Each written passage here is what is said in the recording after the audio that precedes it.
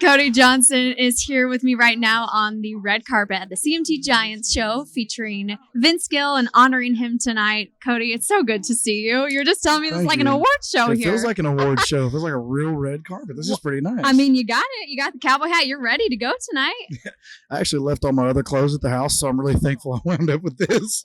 At the house, meaning back in Texas? I mean the house that travels. We were out in Minneapolis. We just gotten through with 4 shows.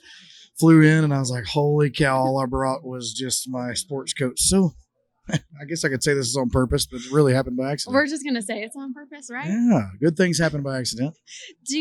I want to know, on a tour bus, you're talking about that traveling house that you have. What does a Cody Johnson tour bus look like? Is it a mess or is it very clean?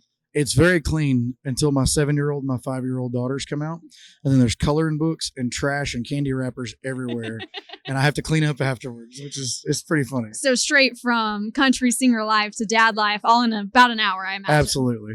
And you wouldn't have it any other way. You're a big family man. And last I was talking to you, you were telling me all about the animals that you guys got out on your farm. Do you have any new additions? We do. We've got we started breeding horses, and so performance horses for team roping. And we've got several mares that are fixing to have their foals. And it's so fun because we homeschool our daughters, and it is so fun to get to have that experience with them. And we kind of live on a little island. It's a 165-acre island out in the middle of nowhere. And one of my daughter's favorite thing to play is Little House on the Prairie. That sounds so old school, but it's true.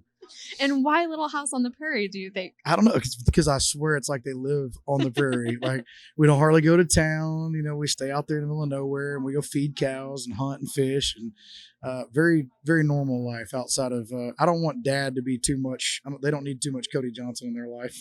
Well, so I'm guessing too, Cody Johnson, I mean, you're a big name in country music right now and across TikTok. Do you ever Google yourself to find out what's going on? No, I've never logged on to Facebook or any of that stuff. I've never done social media. I rarely watch the news. I try not to drink the Kool-Aid. I don't care how many number ones we get or success. It's not me. I like to really focus on just remaining myself. Well, it's working. What you're doing is working. So I don't think you should change it at all. But you also do a lot of crazy things. I've heard a lot of crazy stories about you. I want to know the most daring thing you've ever done. Besides riding bulls for 4 years when I wasn't good enough? Yeah, besides that, because I know that's not the craziest thing you've done. I just have a feeling.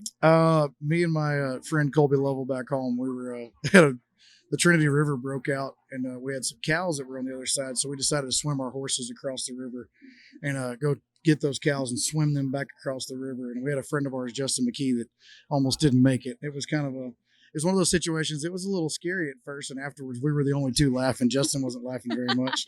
I don't even think I've ever seen a cow swim before. You never seen Lonesome Dove? I mean, Robert Duvall, Tommy Lee Jones. You gotta watch that. Oh gosh, you're gonna give me a movie assignment right now? Go watch Lonesome Dove. It's the best Western ever. Is that your favorite movie? You're not on social media or anything. Are you on Netflix? Are you watching TV shows? If so, do you have a favorite? I do. I will say Netflix is like my addiction. Like, I'll just go on there and I'll find a documentary or a series.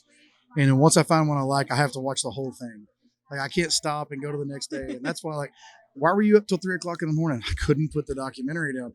Brandy, my wife, loves books. I like documentaries. So that's it, where you guys balance each other out, it sounds like? We're definitely opposites attract. Love that. And it's working. It's worked. Just like the country music career, that's working too. Yes, ma'am. Do you have a piece of marriage advice, given that it is working for 14 years? Stay. Just stay. There's going to be bad. There's going to be good. Just stay. I think people give up on it too easy.